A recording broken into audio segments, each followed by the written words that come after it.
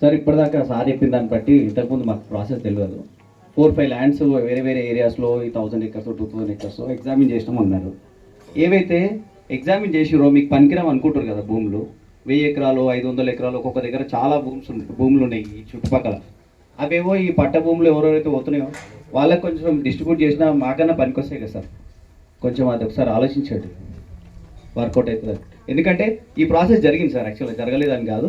2004లో మాది యాక్చువల్ శంషాబాద్, మా ఇంటి పక్క నుంచి ఒక 2-3 కిలోమీటర్స్ ఉంటుంది శంషాబాద్ ఎయిర్పోర్ట్. చంద్రబాబు నాయుడు గారు తీసుకున్నప్పుడు ఆల్మోస్ట్ 5000 acres తీసుకున్నారు. అక్కడ ఎన్నో విలేజెస్ పోయినాయి. ప్రతి ఒక్కరికి ఇల్లు పోయిన వాళ్ళందరికీ ఆ ప్లేస్కి అప్పుడు 200 గజాలు ఉంటే 400 గజాలు శంషాబాద్ చుట్టుపక్కలే 4-5 కాలనీలు పెట్టి మరి ప్లాట్స్ చేసి ఇచ్చారు. భూమి పోయిన వాళ్ళందరికీ అప్పుడు 15 లక్షలు 10 లక్షలు 5 లక్షలు రియల్ ఎస్టేట్ అనేది లేకుండే 4-5 లక్షలు ఉన్న భూమికి కూడా చంద్రబాబు నాయుడు గారు ఒక్కొక్కరికి 30-30 లక్షలు ఇచ్చారు భూమి. అప్పుడు ప్రజెంట్ మార్కెట్ వాల్యూ కూడా అంత లేకుండే ఆ టైంలో. సో ఇట్లా ఏమైనా పాసిబుల్ అవుతుంది అనుకుంటే, ఇప్పుడు చాలామంది భూములు ఫుల్ పోతున్నాయి ఉన్నాయి, ఆఫ్ పోతున్నాయి, ఎంత పోతున్నా కూడా మిగిలిన వాళ్ళు కూడా ఏం చేయలేరు సార్. కొంచెం అది ఏమన్నా ఆలోచించగలిగితే వర్కౌట్ అవుతుంది అనుకుంటే కొంచెం చూస్ చేయండి సార్. అది land to land if possible sir. ఇది మీరు ఏం చేస్తారో చేసుకోరు, మీకు ఎక్కువ మాట్లాడితే మీకు అవి కూడా రావు అని చెప్పి మాకు చాలామంది బెదిరించారు ఇప్పటిదాకా కూడా. మీరు ఇస్తే ఈరు లేకపోతే లేదు అప్లికేషన్, మీకు ఉంటే వస్తుంది లేకపోతే లేదు. తర్వాత గవర్నమెంట్ చేయకపోతే ఆడోడు నువ్వోడో ఎవరిని పోయి అడుగుతావు అనే సిచ్యువేషన్ కూడా మాకు గవర్నమెంట్ అధికారులు రాసుకోవడానికి వచ్చిన వాళ్ళు కూడా ఇదే ప్రాసెస్ చెప్పారు. పోతే ఉంటే సరే వచ్చిన కాడికి మన తలరా తింటే అని చెప్పి రాసిన వాళ్ళు చాలామంది ఉన్నారు. అందరూ కూడా అదే.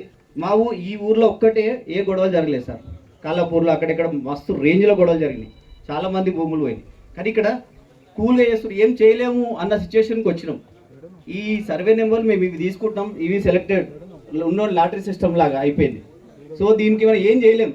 దీనికి ఏమన్నా ఆన్ రిక్వెస్ట్ పట్ట భూములు ఎవరైనా పోయి ఉంటే వాళ్ళు పైసలు పెట్టు, లేకపోతే తరతరాలు వస్తున్నారు అసలే ఉంటుంటాయి. ఎక్కడన్నా వేరే దగ్గర గవర్నమెంట్ ల్యాండ్స్ ఉంటే మీకు పనికిరాని ఏమైనా రాళ్ళే అయినా గుట్టలో ఏవో ఒకటి ఉంటే అసైన్ చేస్తే మళ్ళీ వాళ్ళకి రిటర్న్గా పట్ట చేసిస్తే చాలా బెనిఫిట్ అవుతుంది సార్. చాలా మందికి బెనిఫిట్ అవుతుంది ఈ విషయంలో.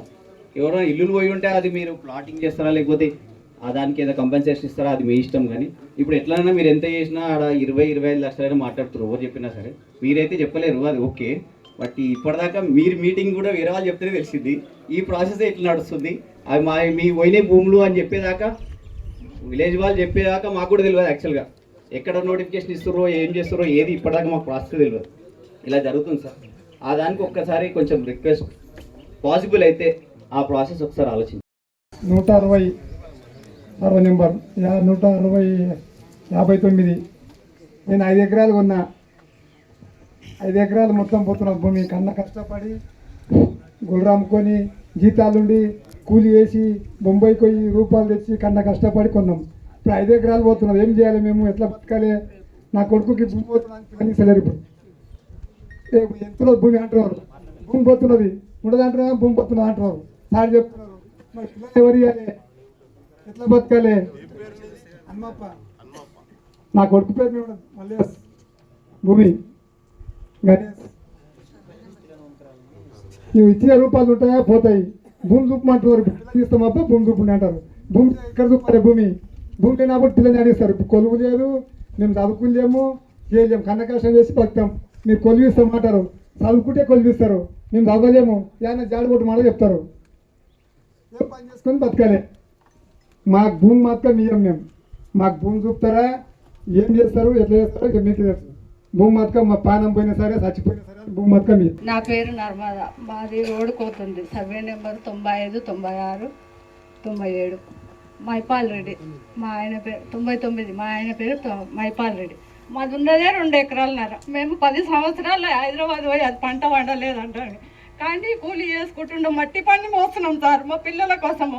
వాళ్ళు ఇద్దరు ఆడపిల్లలకు చెరువు ఎక్కిరిస్తా పెళ్లికి మ్యారేజ్కి వాళ్ళు బతుకుతారంటని నరాలు పోనీకే మట్టి మోసి సచ్చి బతుకుతున్నాం సార్. ఇప్పుడు ఉన్నది 2 ఎకరాల నర ఆయనతో పోతుంది. ఆ పరిస్థితి చూడలేక మా ఆయన నిన్న పూర్వం మెత్తగా అవుతున్నారు సార్. ఉన్నది 2 ఎకరాలు గుంజుకుంటే వచ్చి ఏడ బతకాలి, ఏం చేయాలని మాకు ఇది ఆలోచన అయింది. నాకు ఈ మధ్యన బీపీ డౌన్ అవుతుంది. మొన్న అయిపోయేటట్లు అయినా సార్ నన్ను అడ్మిట్ చేసి రాసిపెట్టాలి. మాకు ఏ దారి చూపిస్తారు? మీరు ఇచ్చే పైసలకి ఏది రాదు సార్. మా పిల్లల చదువులకు కూడా సరిపోలేక ఒక కూలి పని చేసుకొని చెప్తున్నా సార్, మీరు ఏ దారి చూపుతారో కానీ పోయిన 2 ఎకరాలన్నర సరే అది ఈ రాష్ట్రం డెవలప్ అవుతుంది అంటే దాన్ని కూడా సరే ఒప్పుకుంటాం, కానీ మరి ఇంత ఘోరంగా అవుతుందని నేను ఎన్నడూ అనుకోలేదు సార్. వచ్చి ఇంకొక సంవత్సరం అయితే వచ్చి వ్యవసాయం చేసుకుంటాం, మా పిల్లలు జాబ్లు ఎక్కుతారు, ఏదో చదువుకుంటున్నారు కదా అనుకున్నా, కానీ ఇంత పరిస్థితి వస్తుందని నేను అనుకోలేదు సార్. మా ఆయన కూడా ఈ మధ్యన పూర మెత్తగా అవుతున్నాడు సార్. ఒకసారి మమ్మల్ని చూసి 2 ఎకరాలు అయింది సార్.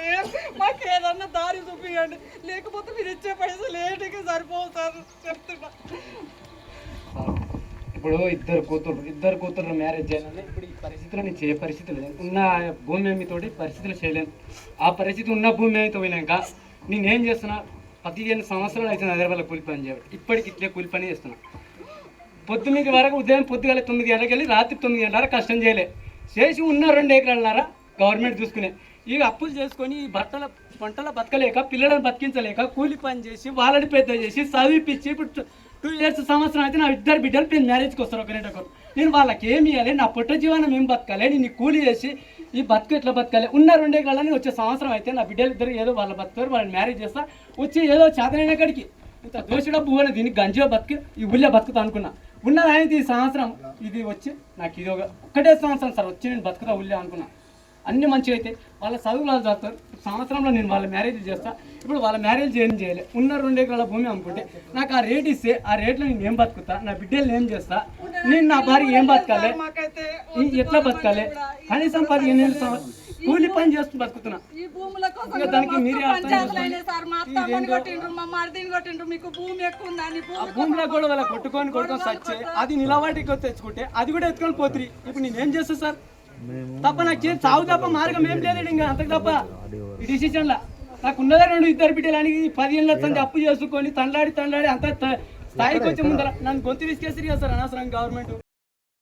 మీదిగడ్డ వెంకట ఉంది 146 సర్వే నెంబర్లో. మాది మొత్తము మా తాత పేరు నుంచి 15 ఎకరాలు, మా నాయన పేరు మీద ఒక 5 ఎకరాలు, నా పేరు మీద ఒక 2 ఎకరాలు ఉంది సార్.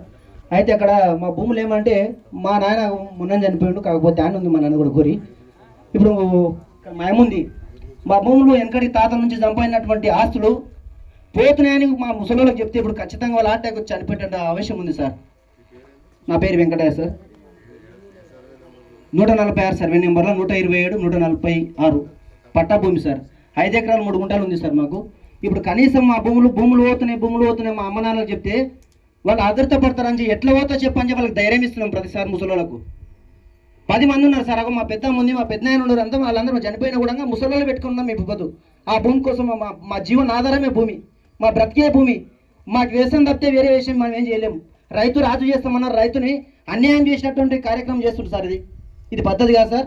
మాకు ఎటువంటి మాకు భూములు ఉంటేనే చాలా సంతోషం. మా జీవనోపాధి మాకు భూమి. దీని తప్ప మా భూములకి ఇవి నోటిఫికేషన్ ఎందుకన్నా రద్దు చేస్తే మీకు అందరికీ 1000 కోట్ల శరణార్థి సార్ మీకు చెప్తున్నాం మేము. ఈరోజు దీనివల్ల డెవలప్మెంట్ అవుతుంది మీరు అంటున్నారు, రేపు పొల్యూషన్ ఖచ్చితంగా అవుతుంది. రేపు మా పుట్టే పిల్లలు కూడా ఇప్పుడు మా భూములు ఇచ్చి పెడితే రేపు పొద్దుగల మా పిల్లలకు కనీసం ఒక పిల్లని కూడా ఇయ్యారు సార్. మీరు భూమి లేని గాడిదరా అంటారు. మేము భూమి వ్యవసాయం తప్ప వేరేం చేయలేము మేము. మా జీవితమే మాకు ముఖ్యం భూమి. మా పిల్లలు మాకు రేపు పొద్దుగల పిల్లలు పెళ్లి చేయాలనుకున్నా మాకు భూమి ఉందా లేదరా అంటారు. ఆ నాడు లేకపోతే మా పిల్లలు కూడా ఇయ్యారు సార్. ఈ సమస్య అట్లుంది. దీనిలో ఏమైనా తప్పుంటే కూడా క్షమించాలి సార్. 70 ఉంది ఇప్పుడు. ముఖ్య విశేషము మేము బీద రైతులము. మేము 1970 నుంచి మేము ఇంటి మీద కుర్రాలు కూడా అమ్మి కూడా భూమి మేము కాపాడుకున్నాం. మేము మా తాత ముత్తాల నుంచి మేము మాది జీవితం దాని మీదనే ఉంది. ముఖ్య విషయము మేము భూములు మావి చూసుకుంటే మేము ఎక్కడ పోవాలి? పబ్లిక్ నుంచి గవర్నమెంట్ నుంచి పబ్లిక్ కాదు. మాకు తెలిసిన కాడికి మేము ఓట్లు వస్తేనే మీరు కుర్చీ మీద కూర్చున్నారు. మా భూములు చూసుకుంటే మేము ఎక్కడ పోవాలి? మీకు తువ్వ చూపించాలి. లేకుంటే భూమి ఇస్తారా? లేకుంటే ఎక్కడ పంపించాలి? మీరే తువ్వ చూపించాలి మా జీవితానికి.